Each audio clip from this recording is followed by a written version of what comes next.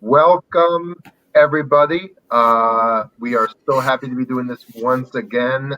Zach Wright here with Joy and Chioma. We are so excited to be talking again about how do we support our families, our students, our children with special needs during this time and all the time. We started off in episode one and episode two, kind of setting the groundwork, who we are, where we come in with this work, and talk about some of like the key pieces of jargon, the key pieces of information that we need. And what we're going to do today is kind of take it to the next level.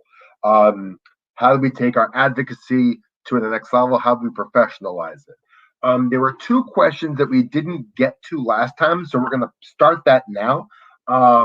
First question was for a family who's getting ready for an IEP meeting. It could be their first IEP meeting. It could be one that just their next one. How should a family prepare?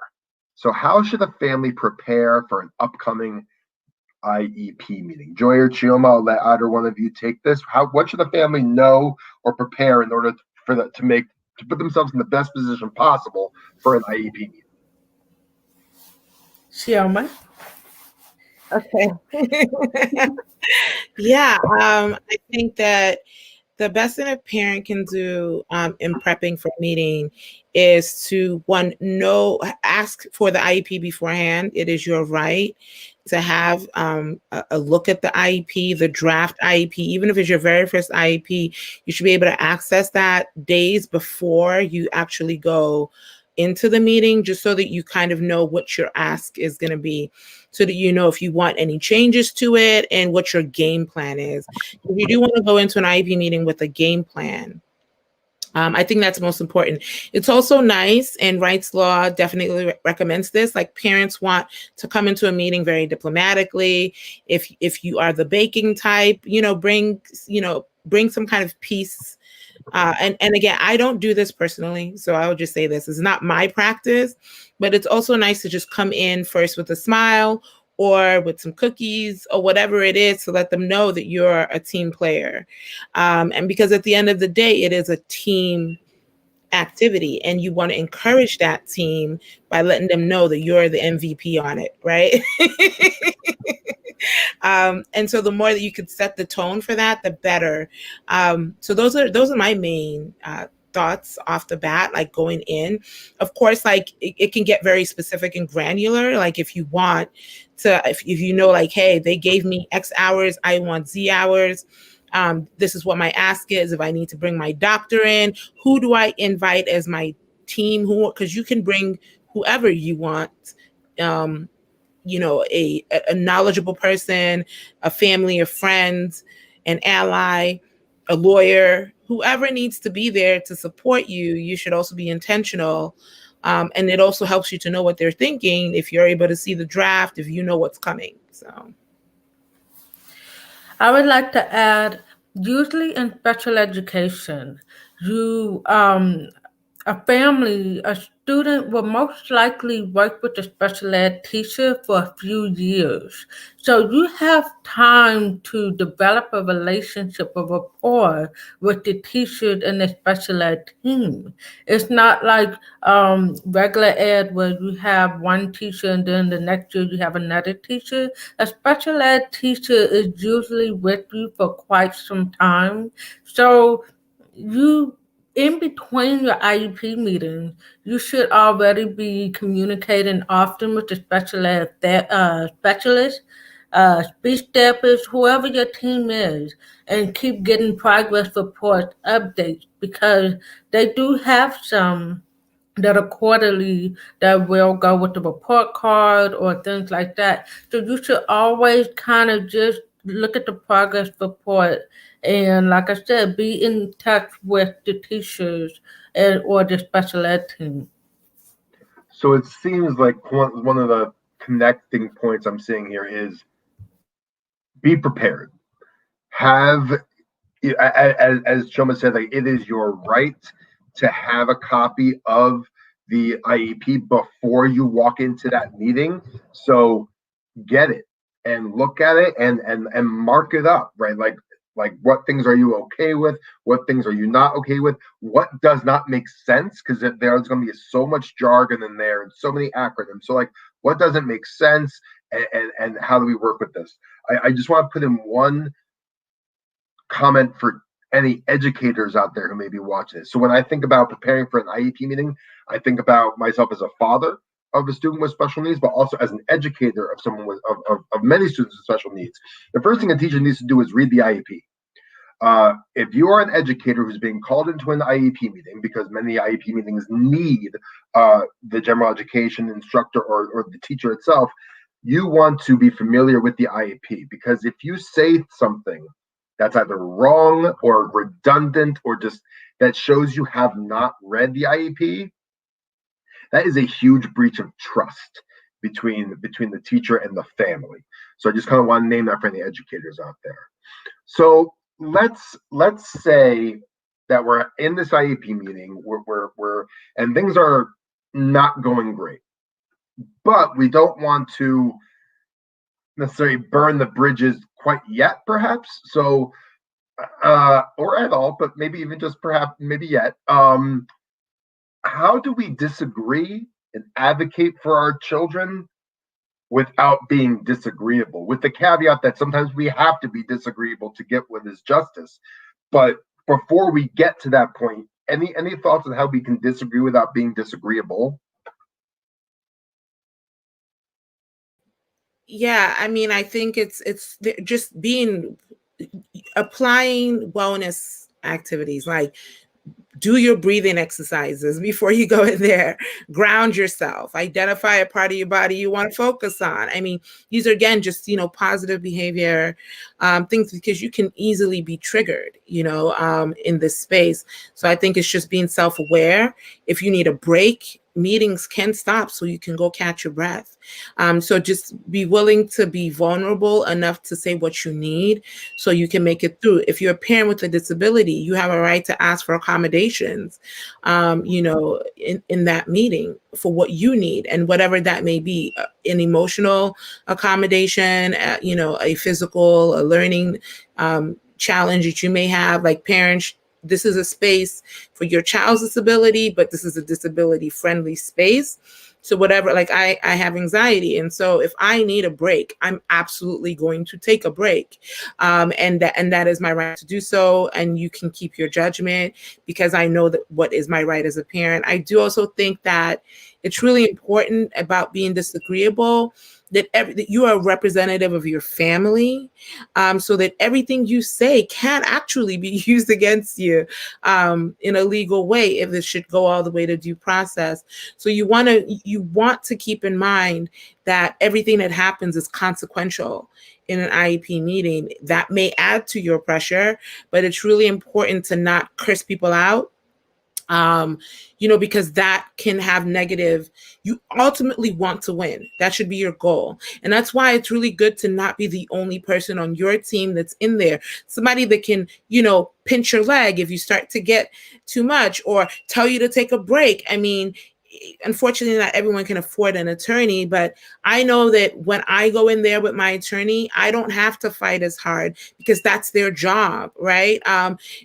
Dads are great and balancing out moms if they can be there. But if you don't have those networks, then it's really important that you figure out your coping tools, and know yourself, so that you're always on the winning side, that they're not using your emotional vulnerability against your child. Joy, any thoughts on how to disagree without being disagreeable?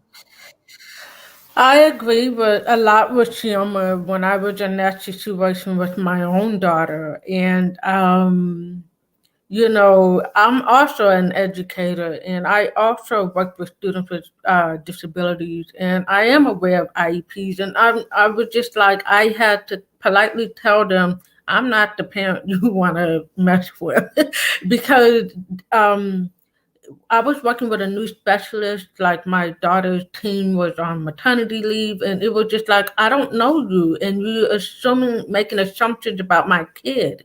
And instead, I said, I'm just gonna wait until my daughter's team come back from maternity leave, and I'll address it with the person that's in charge, who's permanent.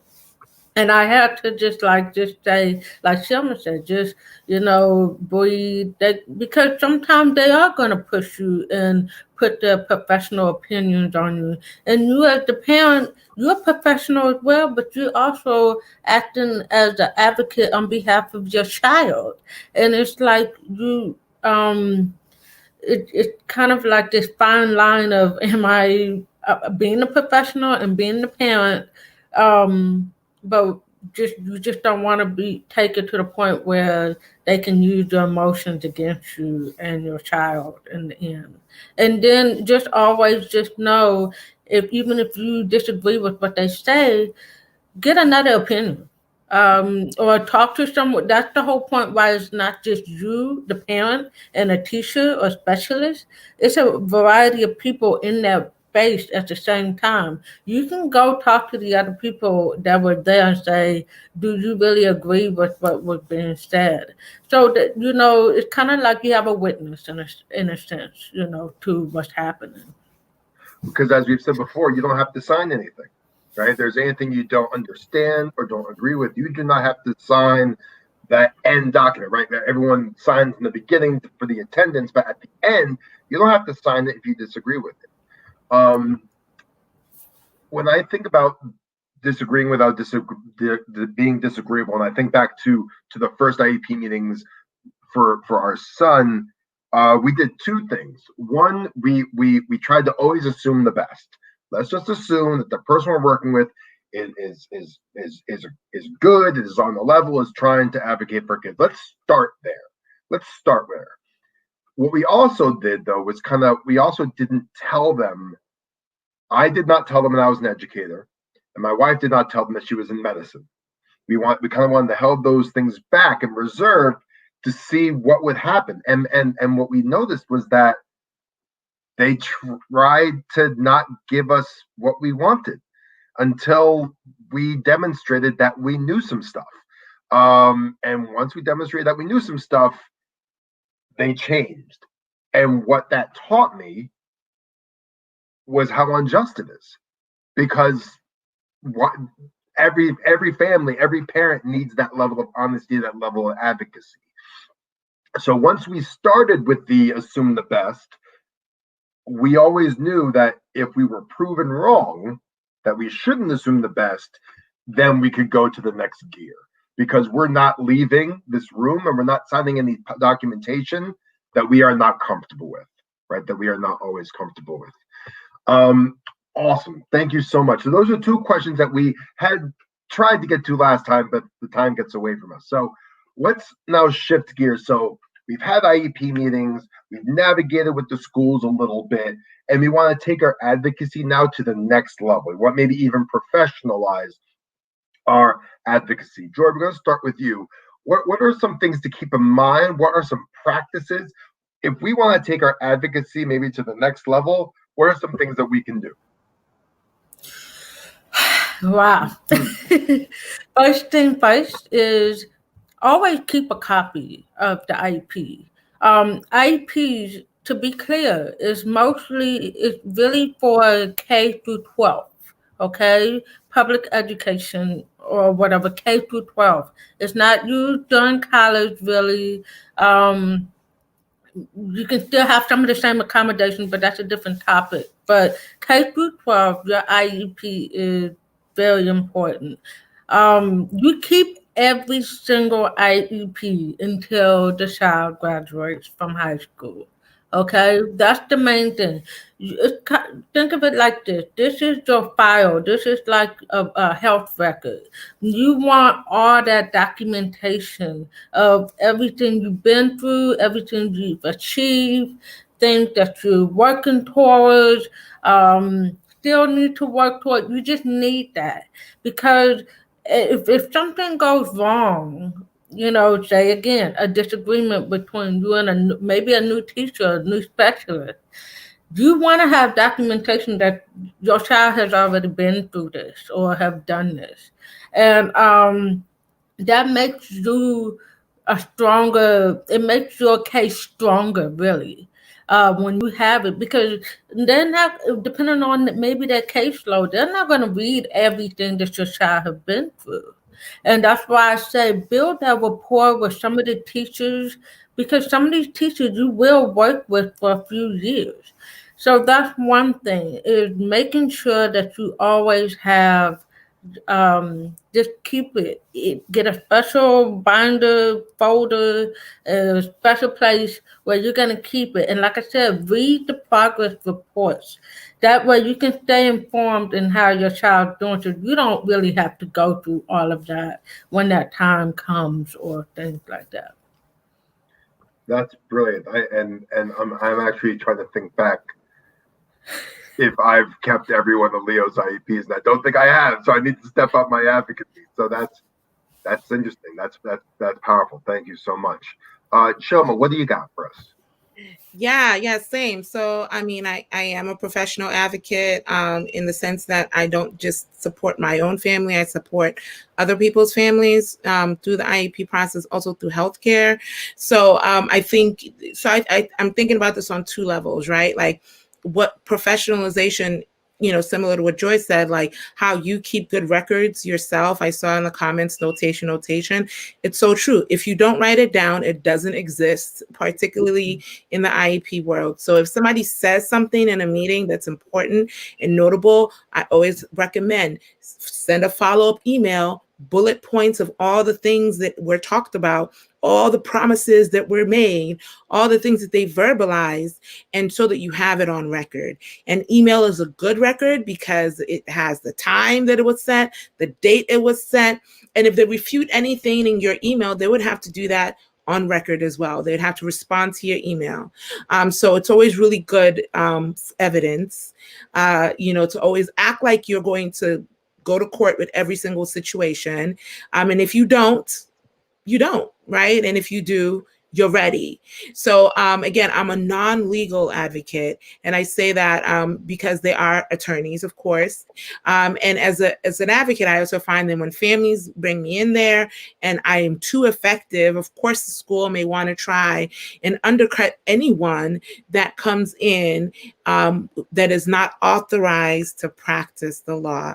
So one has to be very careful how you represent yourself as an authority, and that you properly represent yourself. So I mean, I'm a mom, I'm a single Black mom. So when I go into my kid's IEP, it is Dr. Oru.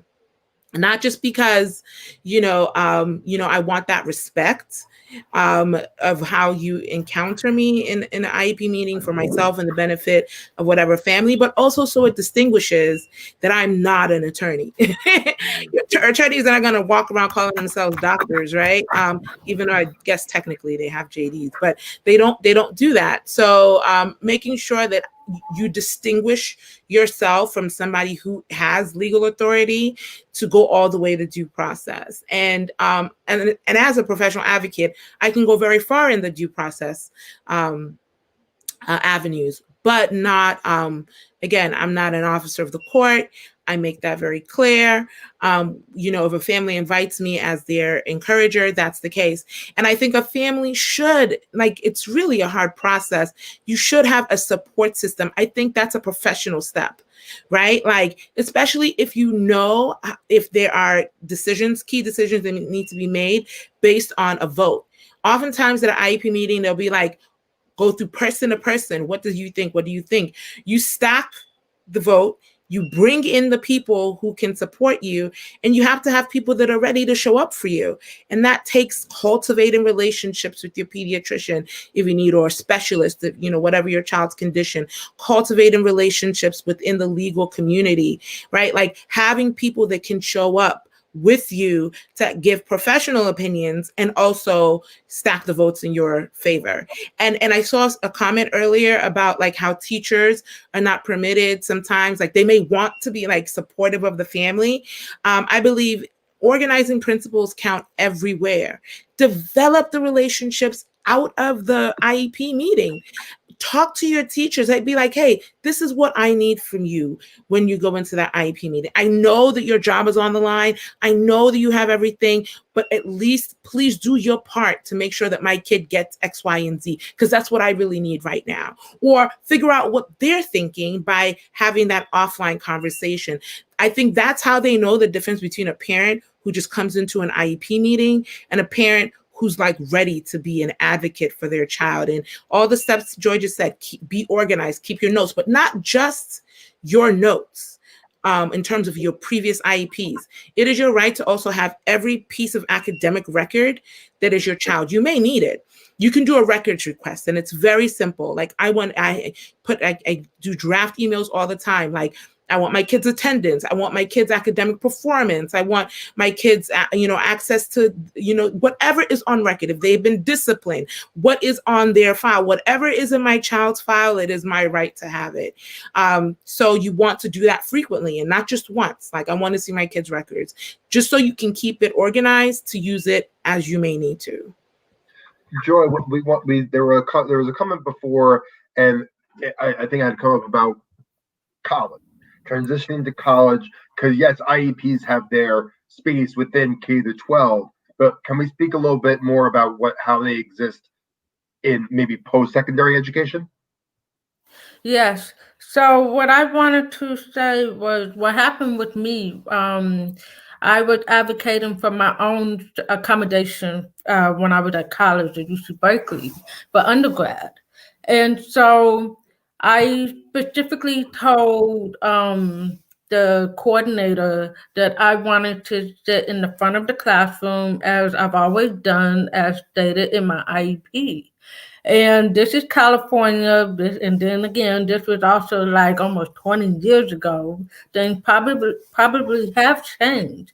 But what my coordinator told me was, your IEP does not count during college. Your accommodation, that is irrelevant. And I was like, excuse me? But as myself with the hearing loss, I knew the services I needed to perform well academically. And I said, I can show you my IEP. And he's like, it doesn't matter because that was prior to secondary, college level.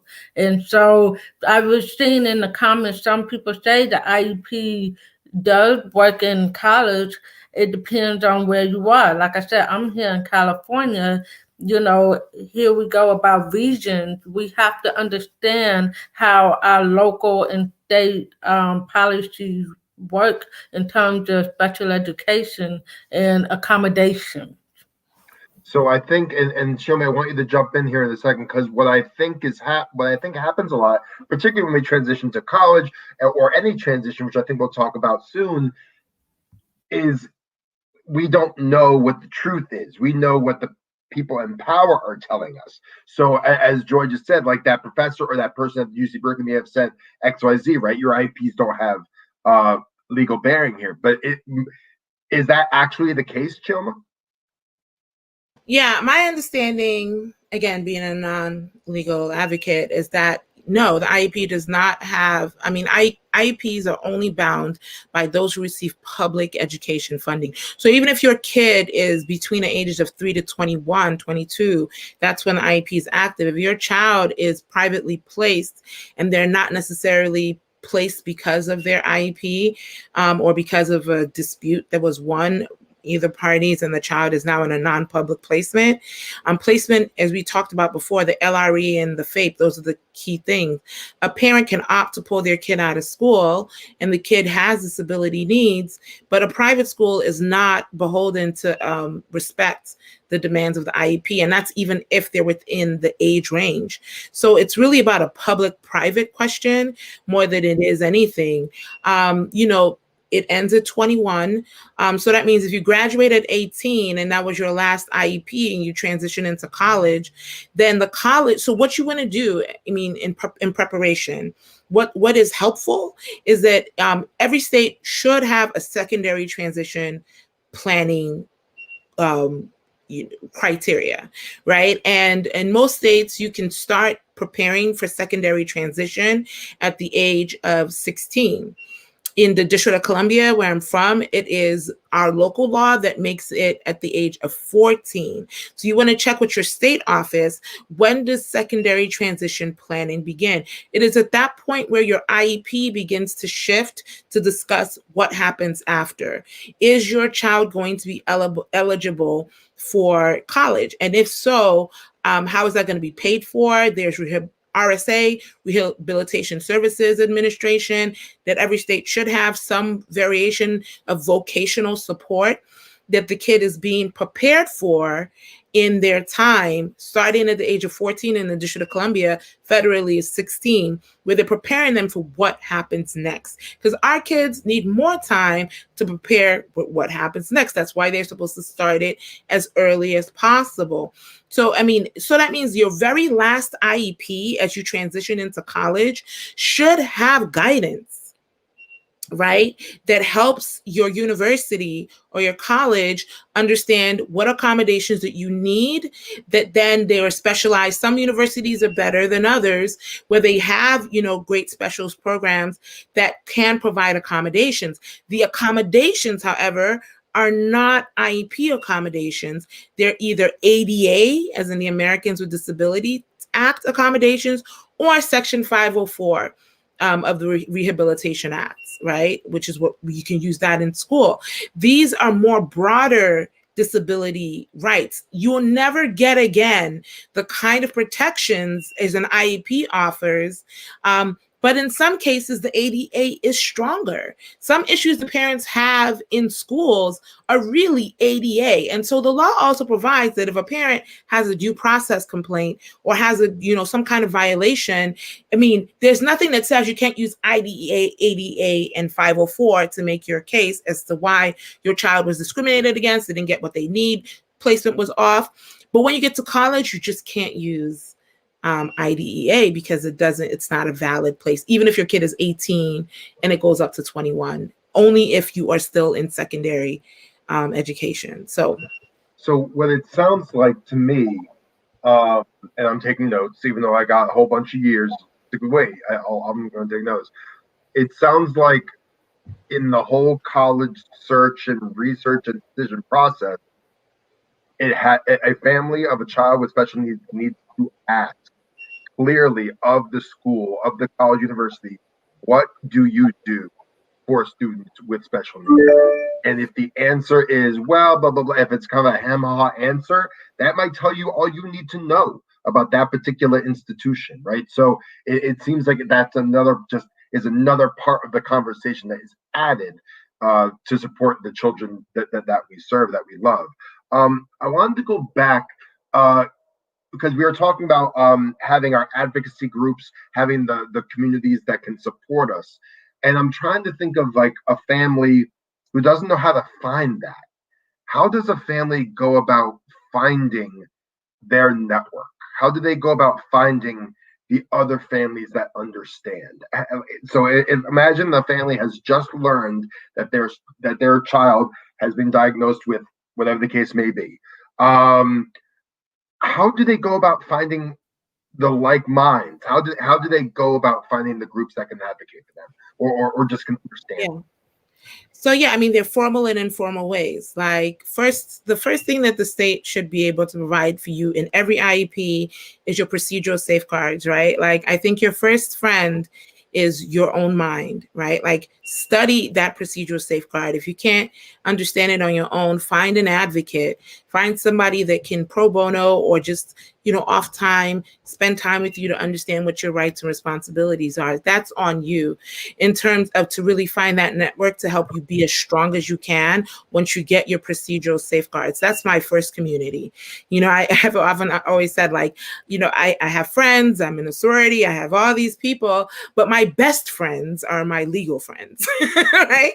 When it comes to my child. And that's just the truth. But then the IDEA also makes provisions for every state has what is called a parent training information center. That's also a mandate of the IDEA.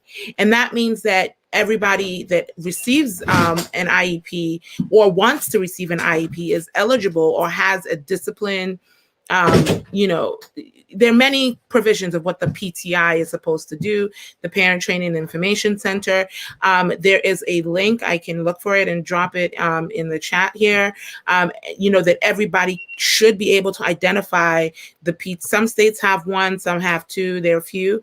And that's always your best start, because they are literally federally designated to support you, because they are the Parent Training and Information Center. In Washington, D.C., if you're here in D.C. and you're listening to it, it's Advocates for Justice and Education Incorporated. And every state has an organization that has this grant that's offered by the Department of Ed to be your PTI.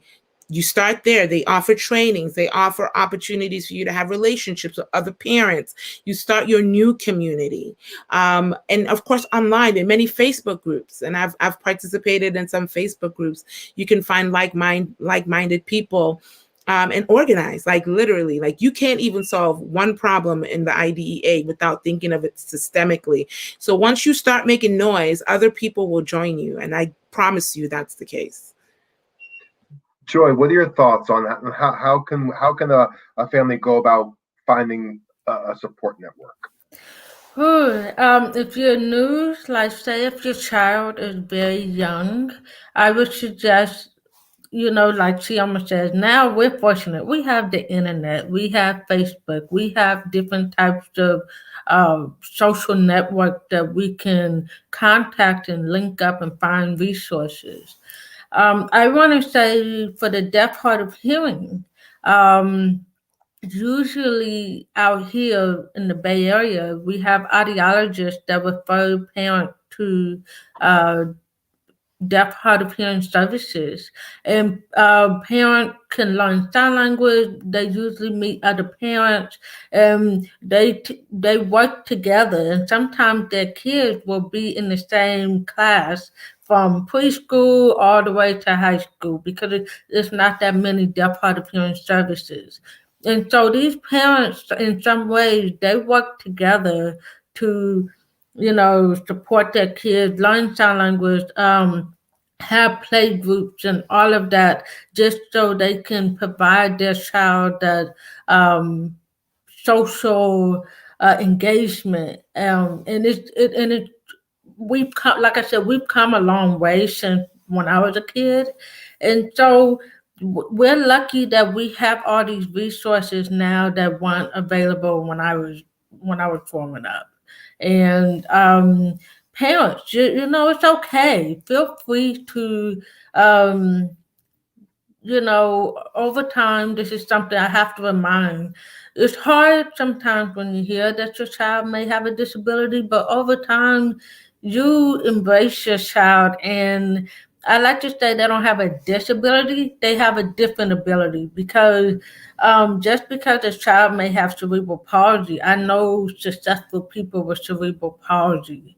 I know successful people with all kinds of disabilities. And the beautiful thing about the disability community is, for me, I think, is we come together and we educate each other on different accommodations and services. So it's the same thing for parents. We just we have to be open to different groups of people. We have to be open. We can't say, "No, my child doesn't have that." No, just be very open and welcoming, and you'll be surprised the type of communities you will work with. Chioma, you wanted to add some more things about how to expand these networks. Yeah, I mean, I was just thinking, I'm actually starting a nonprofit that supports families when they get their first diagnosis to offer care packages. That is kind of a startup, and it's coming off the ground. I mean, I was thinking back to like where we, you know, how hard it is, how lonely it is, how emotionally tasking it is to go through this journey. So I don't want to make it seem like it's just as simple as like a legal question. I know there's an emotional toll. I would say for my personal journey, it did help me to talk about like what I know and talk to people who knew more than me, or talk to people who didn't just like take pity on me, right? Like people who understood the life that I was living and were empowered in it. And I found that again through the PTIs. I also found that through advocacy partners. I think that's what it's called in DC. DC Advocacy Partners. I believe there's a national angle to it, but there's a national parent to parent organization. I think they give out grants to different states. There's an organization in DC called Quality Trust that has the parent to parent grant here. And they put on, a mentorship program where it's a parent who's gone through the journey being paired up with another parent. So look up parent to parent. And that's another avenue in which if your state has somebody that's providing that service, totally take advantage of it. Also, every state additionally has a university center of excellence in developmental disabilities. They're tasked to holding programs, research initiatives, seminars. I mean, it creates community. They work with states, they advise states. Our university center in DC is Georgetown. I was a fellow out of University of Wisconsin-Madison, because that was there at the Weizmann Center. That was their USAID University Center. And I promise you that network opens up so many opportunities, and you don't have to be a university person in order to benefit from what a USAID. You come close to those people, doors open up for you because there are opportunities. Parents are at the center of the disability movement, always have been. But it still doesn't make it any less lonely because unfortunately it is just a very tasking ride. Yeah, I think one of the things that's on my mind now is my partner Laura. She's much more of the network finder than I am. I'm much more of the introverted person. But I think what we have found is that very often, because it is so lonely, what we have found is that when we do make outreach into the network, we are scooped up by like really loving people because they were lonely too in the beginning, right? They understood it, like, and understood what it was to be new to this world, to be new to this whole special needs world, and they really scooped us up. And the thing that happens, or at least I think that I've noticed, is that new person, a year or two go by, and then they scoop up the next generation, right? Like it's something that kind of perpetuates it, and it really does come together. And I think finding those networks are so important because there is a limit to what even your best friend can understand if they're not in it. There's a limit, and a language that they just will not understand. As much as they love you and love your child, there's a limit to what they can understand. And we engage with that all the time. So having that special network is super important. One thing we were trying to touch on last time, but we ran out of time, and we do have some time now, is transitioning within school levels. We had talked about transitioning from preschool, pre-K to kindergarten, from elementary to middle to secondary. I don't know if you want to like touch on some of these topics, but if I'm a family approaching, if I'm a family kind of approaching a transition in my child's education, what are some of the things that I might need to be extra aware of or extra prepared for? Okay, can I start? Yep. I'm an early interventionist, so that means that I'm not just thinking. I mean, the IDEA covers from birth, right? So the very first transition you're going to make is not even preschool to K. It's from your home or your child center into preschool. And honestly, that's probably the roughest transition if you have a high needs kid or a kid with autism like my kids, because again, the healthcare system and the education system kind of hemorrhage, particularly in that early childhood space where, the early childhood IEP, which is called the IFSP, you can get home services, you can pick your own providers. I mean, you get a whole different flavor than when your kid has an IEP and everything is school based and everything is centered, in the school, and you're not really able to use that for outside services. So if your kid needs wraparound, you're going to have to start a whole new process on the healthcare side. And that is a whole nother beast. I think we need a whole episode just to talk about healthcare provisions that support a young person with disabilities. But I mean, because they exist almost separately at this point, one has to be able to know what you can get in school and what you can't. And what helps the transitions is having a safety net on both ends. But it's difficult to set up that when your kid is 3 and you've never gone through this before and you don't know what's happening. So the very rough transition, the roughest transition, in my opinion, is that early childhood in. And especially if your transition is just coming into IEP, you never had an IFSP, you didn't even know anything about your child's disability till they hit 7, right? Like that is when you are transitional, right? Like you're still in transition, because even as it's your very first, it's still transition. So there is the big transitions, early childhood, secondary, like we just talked about secondary. Like you should be planning for that, because that leap can really, really be traumatizing for a young adult with a disability, as Joy just said. Like whatever you thought your accommodations were are going to just change overnight. Right. And so you're going to have to be ready to navigate the healthcare system, the vocational system. And that's why they take time to prepare you for that, or should take time to prepare you for that, I should say. But we have the small transitions, grade level to grade level, school to school. My kids have transitioned from a public school to a private school. That's still a transition. I mean, they're not public school, so their LEA remains a public school. That means we need to emotionally prepare.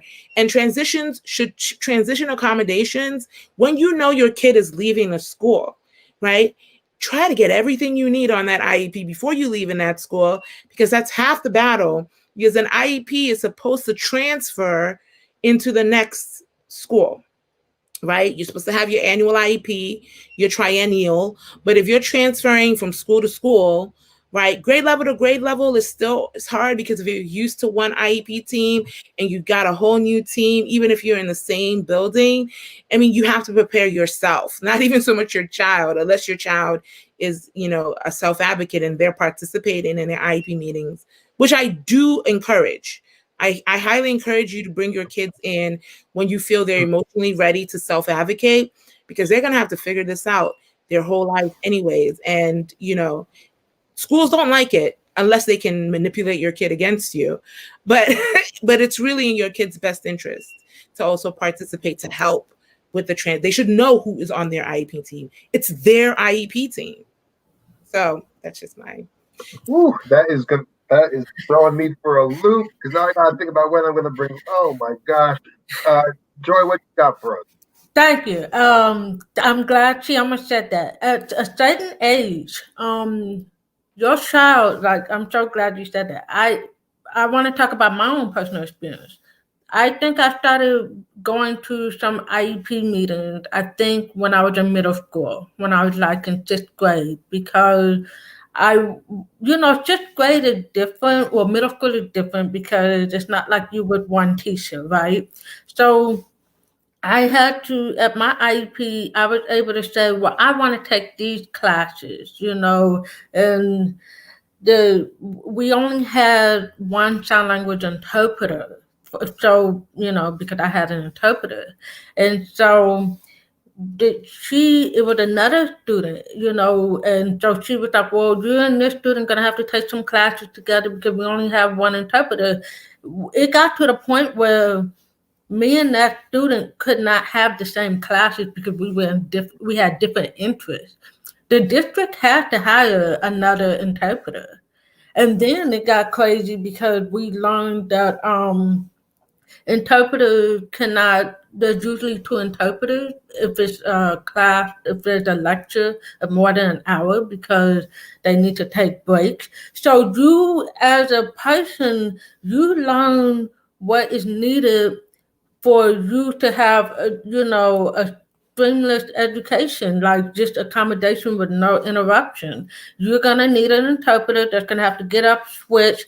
If they go on break, that's 20 minutes of information you're missing. So you learn, I started learning these things as I started going to my IEP meeting and learning how this works. And then which carried me into when I went to college.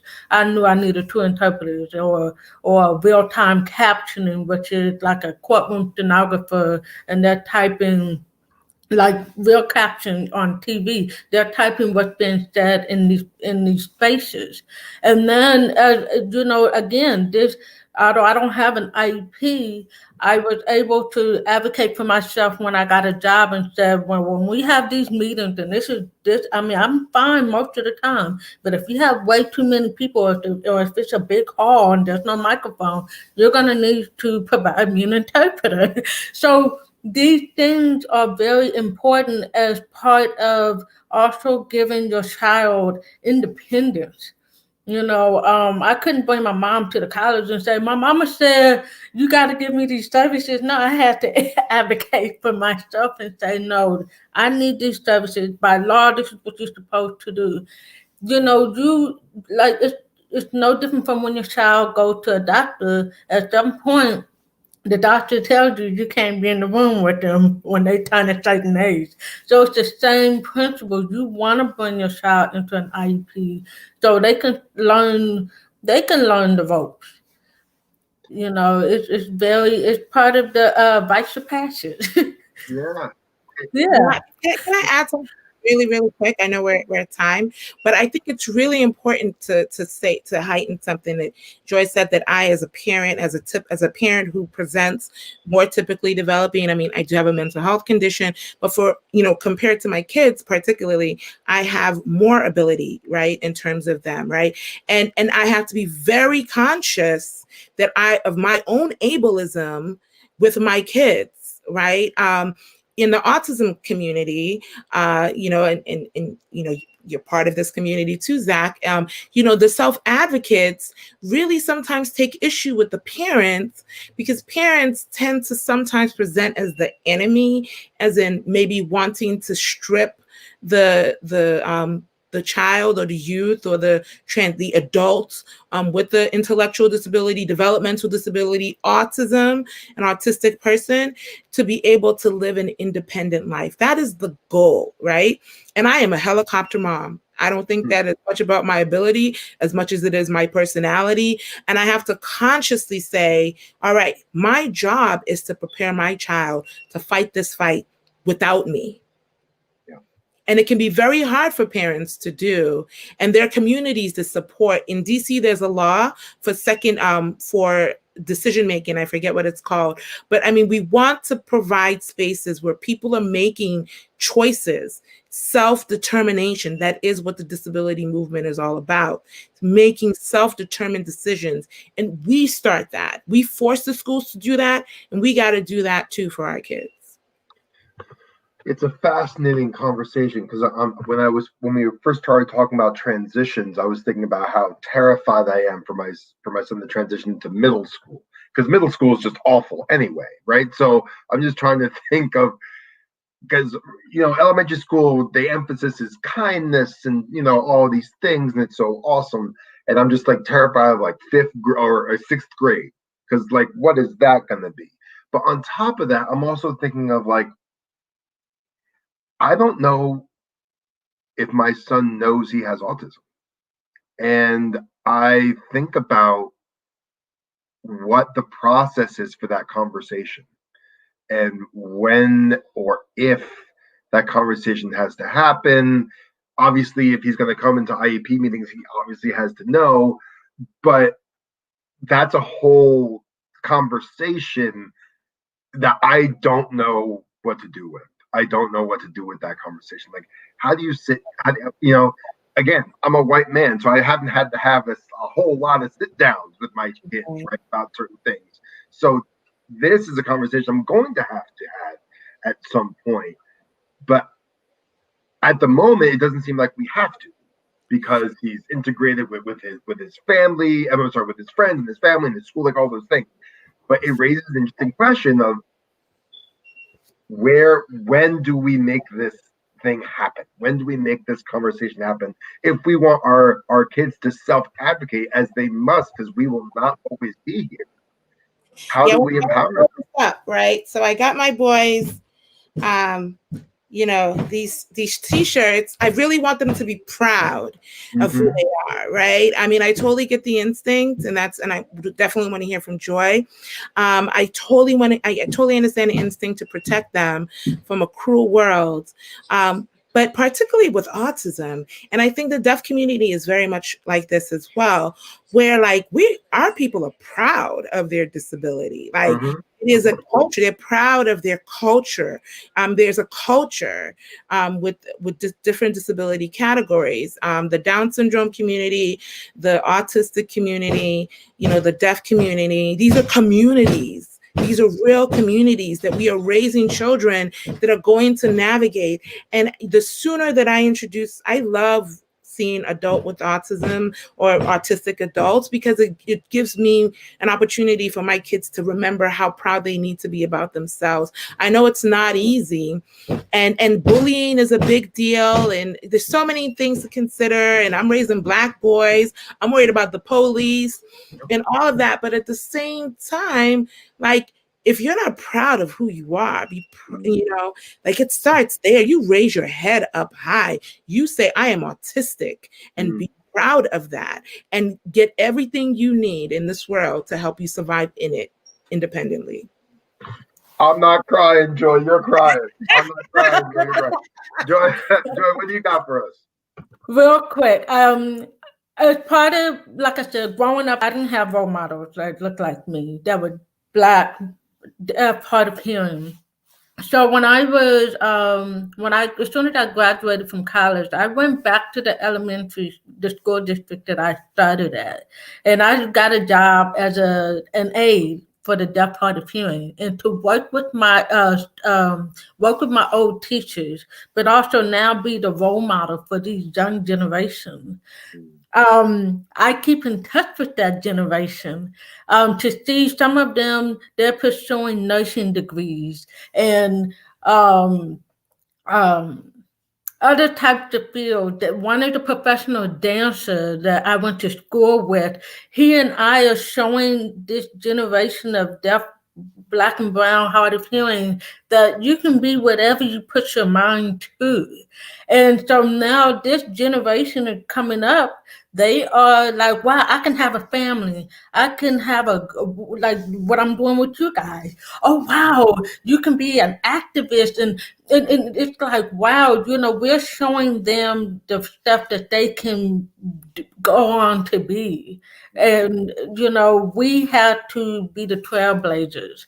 And it's just an honor to do that. And just show them, just because you have a hearing loss or just because you have a certain type of disability, that doesn't stop you from living. Live your life, pursue your passion. You're here for a purpose. And it's just great to get back to younger people and say, wow, well, she did it or he did it. I can do it too.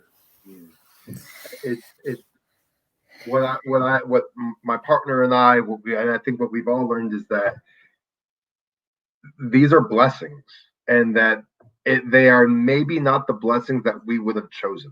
They may not have been, like, if we had a menu of blessings, we may not have said, I'll take that one, right? But we don't have those choices. We have these blessings now, and I know just personally that my soon to be 8-year-old boy has taught me so much, has taught me more than I ever thought. Last words, Chioma and Joy?